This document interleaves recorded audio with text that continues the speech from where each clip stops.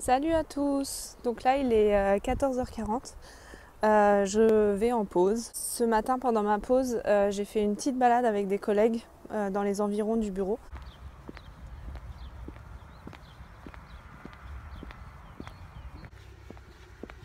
Et ce midi j'ai une collègue à moi qui est péruvienne qui nous a fait à manger du ceviche et un autre plat, c'est du poulet dans une sorte de pudding jaune. Je vous montre ça dans une seconde.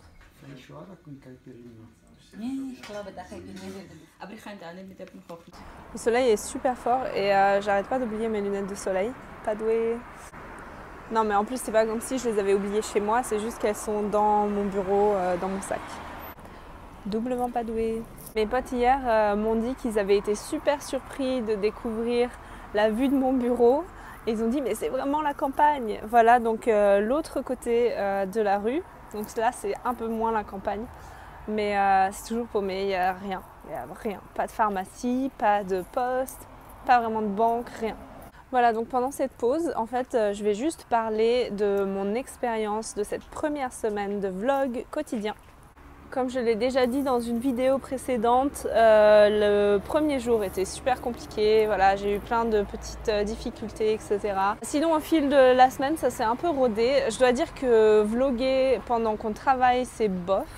Genre typiquement hier j'ai eu vraiment un petit coup de mou, j'avais vraiment pas envie de vlogger. Et sinon même si j'ai essayé de me limiter au maximum et de faire tout sur mon téléphone, je passe quand même mon temps libre quasiment, enfin mon temps de repos, je le passe sur mon téléphone à monter les vidéos, regarder, couper, etc. Mais sinon globalement l'expérience je la trouve assez positive parce que ça me booste. J'ai aussi beaucoup aimé filmer mes amis, j'adore entendre leurs réactions quand ils voient la vidéo ou ils sont dessus. Je trouve ça vraiment drôle. Donc à ceux qui se reconnaîtront dans ce message, je tiens à vous le dire, vous êtes vraiment très cool en vidéo, en vrai aussi, il n'y a aucun souci à vous faire. Donc pour résumer un peu cette semaine, le rythme est vraiment soutenu et beaucoup plus soutenu que ce que je pensais. Surtout que j'essaye de fournir un résultat que j'aime bien. J'ai des retours assez positifs, c'est hyper encourageant et hyper gentil, merci à ceux qui se reconnaîtront. Une autre difficulté que j'ai rencontrée, que j'ai oublié d'évoquer, c'est que iMovie bug parfois. J'ai mis à jour l'iOS, je ne sais pas si ça ira mieux, hier ça a quand même encore bugué. Il faut aussi que je libère de la place avant de partir en vacances car tous les jours en fait je dois effacer absolument toutes les vidéos que j'ai faites. Je savais que ça allait être dur, mais je m'imaginais peut-être réduire la difficulté de 5 crans en faisant tout sur mon téléphone. Et ben en fait c'était pas totalement vrai. Mais je vais bien et je suis super contente de partir en vacances. Salut à tous, donc là il est 18h, je suis sortie du travail. Au début je voulais pas parler d'actualité aujourd'hui et puis j'ai lu quelques articles sur la Syrie et ça m'a rappelé ma vidéo sur le bien et le mal.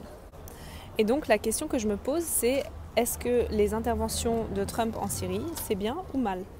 Cette question de l'intervention des États-Unis est assez complexe. En fait, la Russie entretient des rapports très amicaux avec la Syrie depuis fin des années 50 à peu près, notamment leur vendant des armes. Certains historiens pensent qu'au-delà de l'aspect commercial de cette amitié, la Russie espère un peu que le pouvoir de Bachar al-Assad pourra contenir l'islamisation de ses frontières. Donc en 2013, quand Bachar al-Assad, son armée a frappé la population avec des armes chimiques, Obama, alors président des États-Unis, voulait répondre par une intervention armée. Bon, j'explique les choses un peu grossièrement, mais en gros, la Russie a convaincu Obama de ne pas commencer d'intervention en Syrie et a promis de mener une intervention. Cette intervention aurait pour but de trouver toutes les armes chimiques en Syrie et les détruire. Sauf qu'il y a 2 jours, qu'est-ce qui s'est passé? Attaque d'armes chimiques en Syrie. Et les armes chimiques, c'est interdit par toutes les conventions internationales car ça fait mourir les gens dans des souffrances atroces. Bon, et si pas mourir, ils auront des séquelles à vie. Et vraiment, c'est des souffrances atroces qu'endurent ces personnes atteintes par les gaz des armes chimiques. Donc on en est là. Trump décide de, cette fois, commencer une intervention en Syrie. La Russie ne veut pas et dit voilà souveraineté de l'État syrien, etc. Ce qui en soi est vrai. mais c'est aussi probablement parce qu'ils ont failli à leur obligation d'enlever toutes les armes chimiques et de les détruire, toutes les armes chimiques syriennes. Donc en sachant tout ça, personnellement, j'ai du mal à savoir si ces interventions militaires sont bonnes ou mauvaises.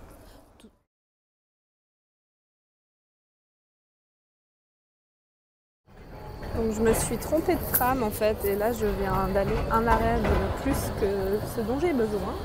Mais en tournant au coin de la rue, je vois la vue magnifique. C'est super beau, j'aime beaucoup. Voilà, mais le reste est un peu moche. Le programme du soir était un peu chaotique à établir et comme vous voyez, je n'ai toujours pas mis mes lunettes de soleil. Mais finalement, on va dîner chez un collègue. I'm filming the food. J'aime bien cette place à Zurich avec les petites lumières et les plantes. C'est notre arrêt. Et j'aime beaucoup aussi ce truc là. Ça me fascine. Je trouve ça super beau. Salut à tous, il est 23h20 et on est sur la route du retour après le dîner chez des amis. Voilà, je vais arrêter la vidéo ici et je reprends demain. Bonne nuit!